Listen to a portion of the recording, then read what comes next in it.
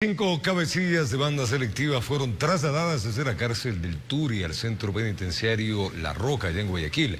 Esto, como sabemos todos, por la masacre registrada el fin de semana pasado, en la que perdieron, como les hemos contado, 20 personas su vida. Estrenaron la remodelada cárcel de máxima seguridad, La Roca, ubicada en Guayaquil y que permanecía cerrada desde el 2013. Los 5 líderes de las organizaciones criminales Los Lobos y R7, acusados por las autoridades de estar detrás de la sangrienta jornada que dejó como saldo 20 PPLs muertos en el Centro de Rehabilitación de Libertad Azuay número 1 en Cuenca.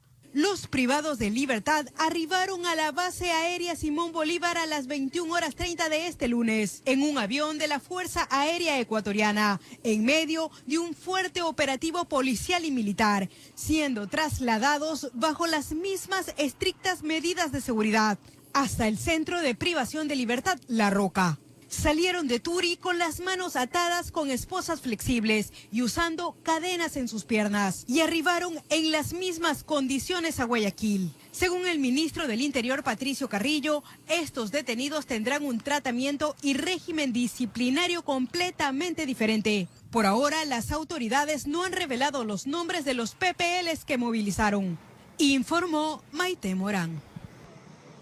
Y el amotinamiento en la cárcel de Turi en Cuenca es atribuido a la organización narcodelictiva Los Lobos. Expertos señalan que habría una ausencia de control en los centros penitenciarios sumado a varios hechos de corrupción.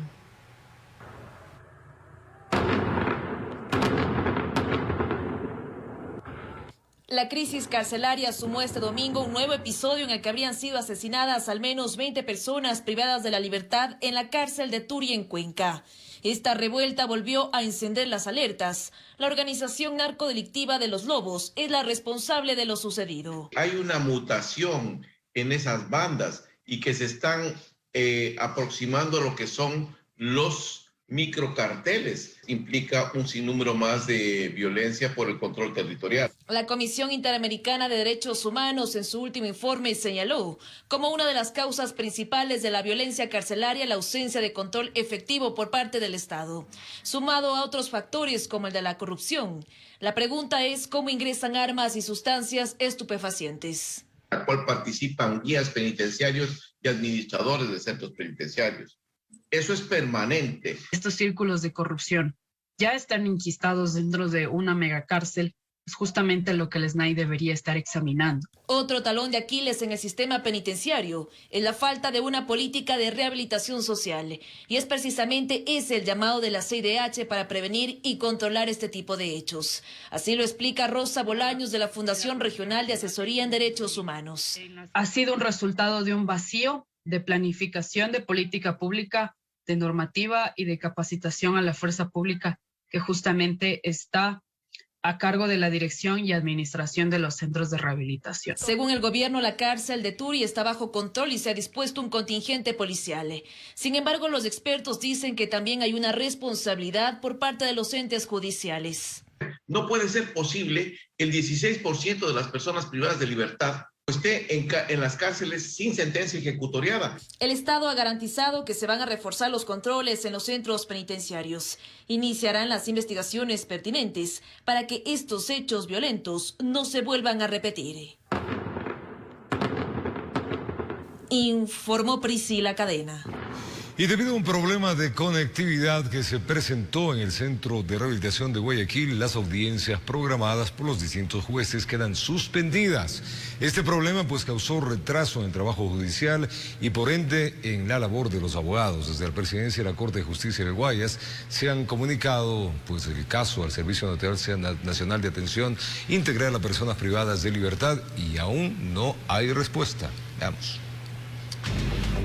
Este profesional en Derecho asistió a una audiencia virtual que le habían notificado para este lunes 4 de abril y esta no se pudo dar debido a inconvenientes en la conexión telemática de reclusos. Tenemos bastantes atrasos en cuanto a las diligencias judiciales, específicamente en cuanto a las audiencias virtuales. Nos escucha el tema de que hay mucha interferencia, muchas de las audiencias son fallidas por el hecho de que cuando nos queremos conectar no hay la conexión de vida. Pero ese problema en la conexión telemática no solo se registra en la penitenciaría del Litoral. Ahorita justamente una en el Albán Borja y por lo general semanalmente unas 3, 4 de 10 convocatorias.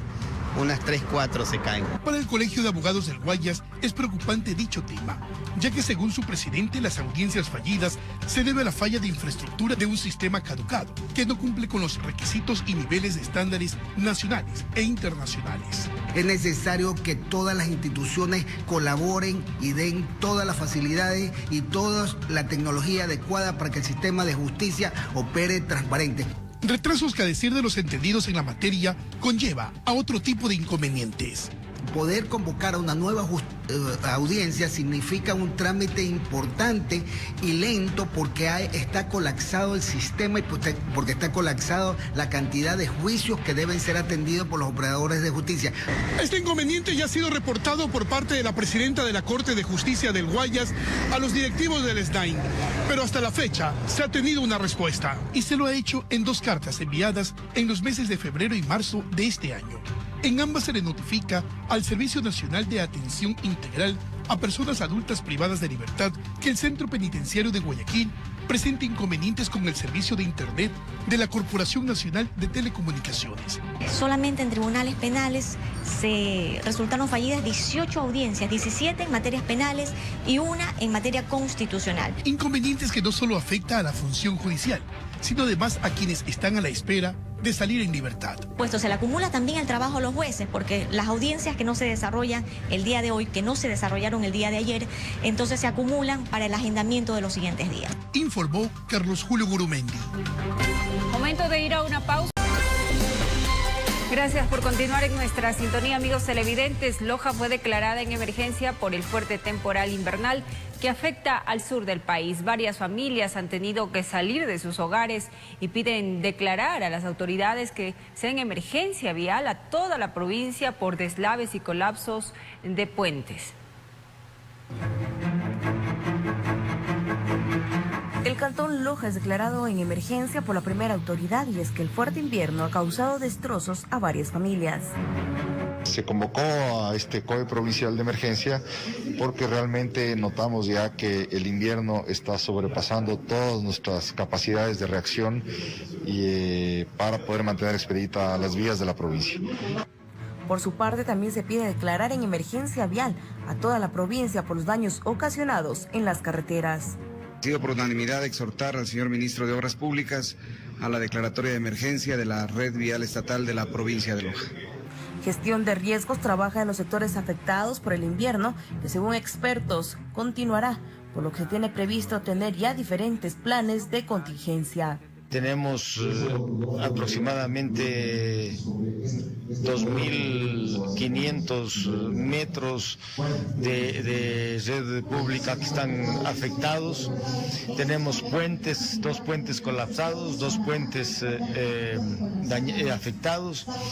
Tenemos alrededor de 140 familias que han sido afectadas. En Loja informó Marcela Constante Brito. Vamos a Balsar, ahí vamos a contarles que los habitantes de ese sector de la patria están con temor de lo que podría pasar con el puente de ese cantón de la provincia de Guayas. Su estructura está, pese a que está reforzada, pues corre el riesgo de colapsar en cualquier momento. Preste atención. Está ubicado en el oeste de la cabecera cantonal de Balsar. Es el puente que une por ese lado la provincia de Guayas con Manabí.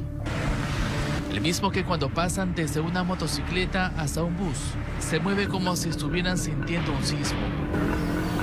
Los tubos que forman parte de la estructura están en constante movimiento y los ciudadanos que pasan diariamente por ese lugar están con temor. Vibra como que hay un temblor, vea. Entonces esta vibración se acopla todo, un rato otro puede irse abajo, Fue construido e inaugurado en el año 2008, con similares características al puente de Colimes que colapsó en el año 2020. Ese podría terminar también en el agua del río Daule. Claro, con miedo, hay que pasar suavetón. ¿Por qué? Porque está demasiado vibrando.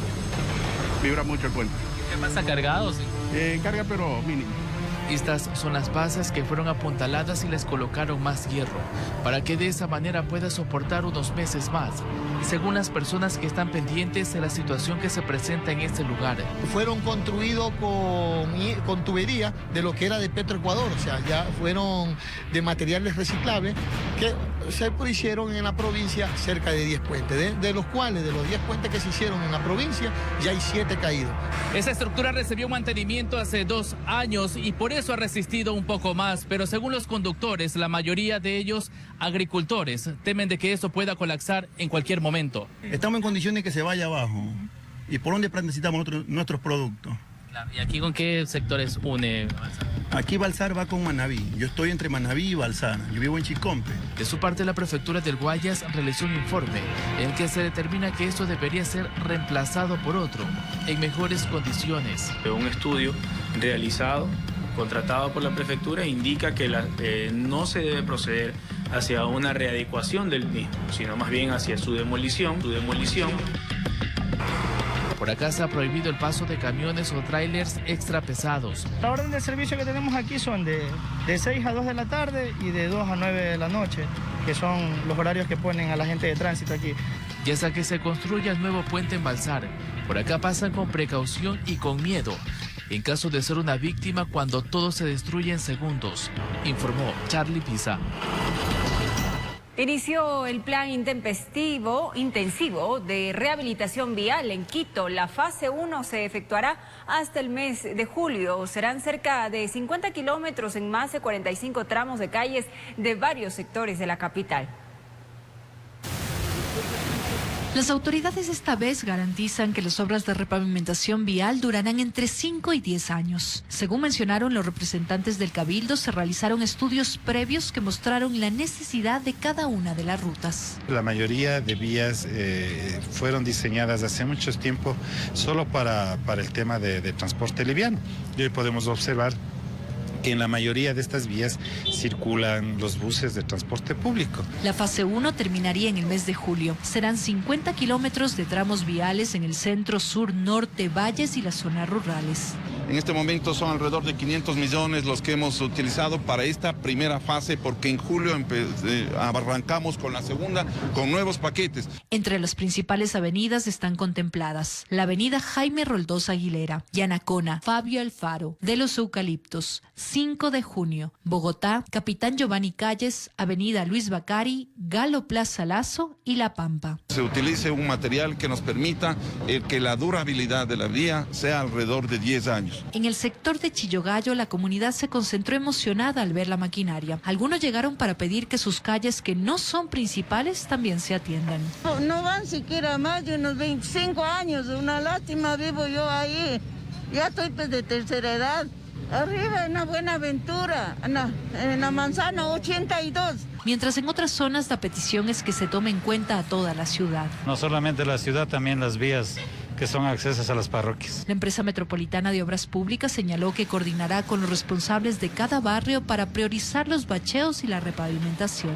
Esto hacemos nosotros, es un trabajo coordinado con las administraciones zonales. La fase 2 del plan de rehabilitación vial contemplaría 56 tramos de calles, es decir, 35.26 kilómetros. Informó Sofía Vintimilla. Y un incendio registrado en el cantón Huaquillas consumió la totalidad de 4 viviendas, dejando en indigencia a varias familias. Los bomberos de Arenillas ayudaron a controlar este flagelo. Le contamos.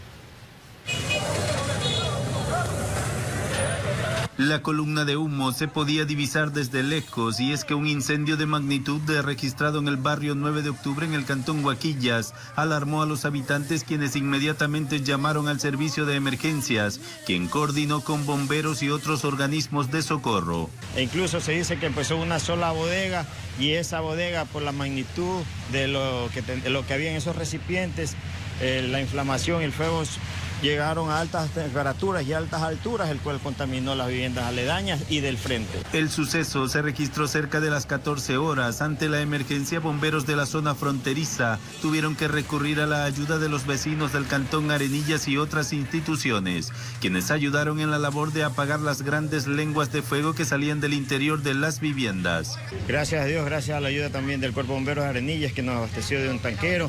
asimismo un tanquero del Consejo Provincial, bajo 2 unidades de ataque nuestra, ya prácticamente se ha controlado casi en su totalidad el incendio. Una vez controlado el incendio, se contabilizó que 4 viviendas resultaron afectadas. El fuego consumió todos los enseres, dejando en la indigencia a 4 familias quienes lo perdieron todo. No se sabe aún ni de dónde empezó ni por qué, solo se sabe que son 4 viviendas afectadas, en las cuales se han hallado cilindros de GLP y también tanques de lata de 60 galones, se desconoce si estaban llenos o vacíos y con qué. El flagelo no dejó víctimas que lamentar. Ahora toca a los peritos de la Casaca Roja realizar las investigaciones para conocer las causas que provocaron el siniestro, informó Richard Ceballos. Y son varios los capitalinos que perciben que existe un gran número de agentes de tránsito que al parecer no cumplen al 100% con su trabajo. Salimos a las calles a constatar esta realidad y a simple vista los resultados podrían corroborar una sobredimensión de agentes. Vamos a ver. Cuando preguntamos a varios conductores de la capital de la República sobre el trabajo que realizan los agentes de tránsito, las respuestas en su mayoría apuntan por este lado. Yo creo que mejor que dejen el semáforo y así respetamos ahí cada quien. Ellos cogen, a veces ya está en verde, nos hacen parar ahí para que pasen los otros y hacen un caos. Pero aunque suene exagerado, ese testimonio no se escapa de la realidad. Nosotros observamos varios agentes trabajar de alguna manera de asistente de un semáforo. Realmente los agentes de tránsito ocasionan más tráfico, la verdad. Deberían estar en puntos más estratégicos en donde realmente se necesita. En ese sentido, además de escenas como esta en donde por varios minutos el agente al parecer no hace nada u otro está en cada momento revisando su celular, también existen puntos como el de la zona del Trébol en donde rodean el lugar no menos de 6 uniformados. Con todo esto, sin desmerecer el trabajo bien ejecutado que realizan otro tanto de agentes civiles de tránsito, la pregunta es, ¿Quito en verdad tiene una sobreoferta de agentes? Déjeme decirle que al parecer sí, esto sí se compara con otras capitales de la región. Vean, en la ciudad de Lima hay un agente de tránsito por cada 14.290 habitantes y en Bogotá uno cada 10.258 habitantes. En Quito hay un agente por cada 1.800 habitantes. Según lo que refirió la edil Benítez del pasado 22 de febrero, lo que se estima es que Quito, a pesar de tener menos habitantes que Lima o Bogotá, tiene más agentes de tránsito. Es decir, que Quito tiene 700% más agentes de tránsito por habitante que Lima y 500% más que Bogotá. El número de habitantes de Lima hasta el año 2020 se mostraba en 9.755.000 habitantes. Bogotá hasta 2018, 7.181.469. Sin embargo, Quito cuenta con apenas 2.781.000 habitantes en todo su distrito metropolitano. La lógica de por qué la capital cuenta con un número al parecer elevado de agentes civiles de tránsito lo trataremos de responder mediante la autoridad en una nueva entrega. Informó Javier Rosero. Vamos a contarles ahora que en los centros de vacunación ya se aplica la 4ª dosis contra el COVID-19 a personas mayores de 50 años, personal de salud y grupos vulnerables. Según el Ministerio de Salud, las vacunas recomendadas para este refuerzo son Pfizer y AstraZeneca. Jaime Betancourt, de 93 años de edad, fue uno de los primeros en llegar a un vacunatorio de Quito para recibir su 4ª dosis contra el COVID-19. Ya me vacuné ya. A lo máximo y lo que está en uno, me cuido. Judith Cedeño también acudió para vacunarse. Asegura sentirse más tranquila con el refuerzo, ya que en su círculo familiar se han contagiado en varias ocasiones. Sino que hay que cuidarse uno mismo, así me de sentir mejor y ya no me de enfermar mucho. Por disposición del Ministerio de Salud, ya se aplica la 4ª vacuna en todos los centros habilitados a escala nacional y se incluye la siguiente población: personas mayores de 50 años, usuarios mayores de 12 años con inmunosupresión moderada o severa, personal de salud. Cabe resaltar que puede recibir la 4ª vacuna si ha cumplido 5 meses después de su última dosis. Pero ¿qué tipo de vacunas se aplica para el segundo refuerzo? Pacientes con Pfizer son los pacientes de 12 a 18 años con inmunosupresión, pacientes adultos mayores que tengan algún problema de la coagulación, y los pacientes con AstraZeneca son las personas jóvenes que también recibieron vacuna AstraZeneca. Si su tercera inyección fue CanSino, el Ministerio de Salud recomienda que el segundo refuerzo sea con la misma marca. Además, continúa la inmunización de segundas y terceras dosis. Dani Caiza acudió con su hijo de 4 años, que está a puertas a ingresar a un centro infantil. En efecto, sí, el hecho de que ellos, como son niños más propensos al estar vacunados, pues ya ellos estarían más libres, al menos sobre estas nuevas variantes, y con eso reducimos a que se contagien más. Recuerde que también se está aplicando la vacuna contra la influenza. Nosotros estamos poniendo en conjunto con la vacuna influenza, entonces no hay ninguna contraindicación, nosotros podemos aplicarnos los dos biológicos. Informó Priscila Cadena. Y estamos de vuelta en esta entrega de A Primera Hora acá en Televicentro. Sofía Vintimilla se encuentra en la Avenida Libertadores y Mezcal Sucre. Los padres de familia de los estudiantes de 2 instituciones educativas pues solicitan a autoridades mayor control de vehículos en esa zona. Veamos el descontrol. Adelante, Sofía, buen día.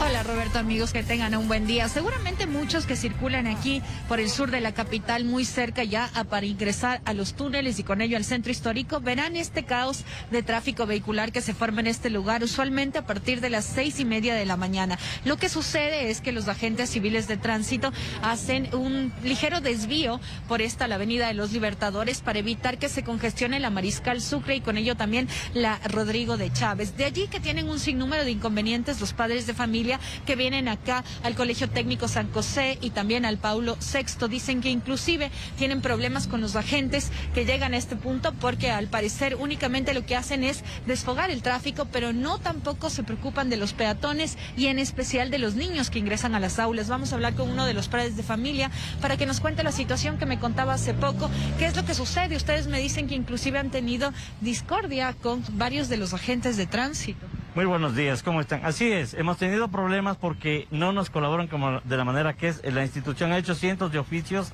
pero no es venir aquí a que los carros circulen, sino que la preferencia es nuestros alumnos, nuestros jóvenes que ingresan. Como usted ve, nosotros mismos hacemos las brigadas de seguridad, pero no nos respetan ni los mismos agentes porque pasan por encima, las motos se toman la parte del ciclo paseo, nos tiran las motos. La semana anterior tuvimos 3 personas golpeadas, entonces estuve yo, un niño que también le golpearon con la moto. No hacen caso, dicen que es necesario mandar por acá. En otros lados no se ve eso, en el área del colegio no se puede hacer eso, es una zona sumamente escolar y no tenemos ningún apoyo. Si no cerraran, el tráfico puede fluir tranquilamente por la Vencedores de Pichincha. ¿Ustedes han hablado con los agentes que están, por ejemplo, en la esquina? Usualmente siempre llegan hasta este punto. Vienen, dicen que ya han dado parte a sus jefes, que ya les llaman a sus jefes, pero no hacen absolutamente nada. Simplemente después de un rato desaparecen y nada más. Entonces no tenemos apoyo y tampoco queremos que el apoyo sea que vengan a ponernos mañana letreros de no estacionar para después en el mediodía multarnos, porque eso es lo único que hacen.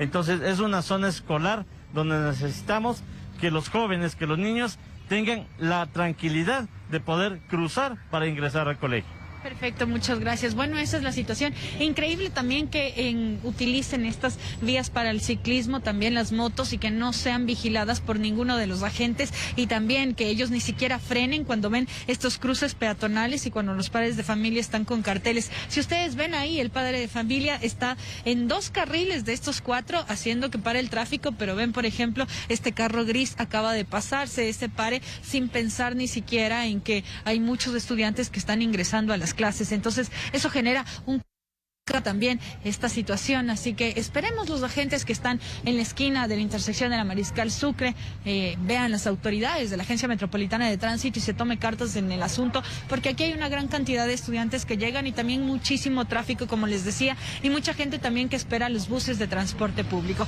Esa es la información hasta el momento, ustedes continúan con más. Hay veces que los agentes de tránsito desorganizan el tránsito y hay veces que ni siquiera prestan la atención donde debería estar. Hay zonas de Quito que son muy conflictuadas, sobre todo en las entradas de los colegios. Ahí se debería hacer un verdadero plan y está en manos de justamente los que deberían dar las facilidades, los agentes de tránsito para organizar. Pero no solamente es en ese punto, en varios puntos de la ciudad. Ojalá alguna autoridad nos conteste estos requerimientos de la población. Esto será en el primer noticiero de la comunidad, a las 8, invitados todos. Nosotros seguimos revisando las noticias. Un joven fue sentenciado a 10 años de cárcel acusado de un presunto homicidio. La familia del procesado dice que él actuó para defender a su hermana cuando se efectuaba un aparente robo. Juristas hablan de la legítima defensa. Esperan la apelación de la sentencia. Cuando yo me voy a ver es feo. Es horrible que me marquen para entrarle a ver a mi hijo. Y es que todo se desencadenó, cuentan, cuando Santiago salió un día a defender a su hermana de un ataque de un supuesto pillo. Mi hija grita, auxilio, Santiago. Mi hijo sale y mi hija están forcejeando y él piensa que le mató, qué sé yo, y se cae, se desmaya mi hija. Y mi hijito le sale a coger al chico y le da unos golpes. No pasó más ni... Cuando después de 6 meses le cogen preso a mi hijo. Producto de la aparente agresión, el sujeto falleció. La joven a quien intentaban asaltar relata los hechos. Ella dice que en ese momento estaba embarazada y que por poco pierde su hijo. Y igual me golpeó hasta que le di la plata, pero igual siguió así insultándome, con el cuchillo agrediéndome. La vida de Santiago dio un giro de 360 grados tras ese incidente. Se estaba preparando, quería ser marino. Sin embargo, hoy permanece aquí, en la cárcel del Inca desde febrero de 2021. Entonces avanzó el proceso legal y el joven fue sentenciado por homicidio. A 10 años de privación de libertad y el pago de $10.000. Pero ¿qué reza el Código Orgánico Integral Penal con respecto a la legítima defensa? Esa institución en materia penal que libera de culpabilidad a aquella persona porque se demuestra que una persona actuó para defender un derecho tan sagrado, en este caso como la vida.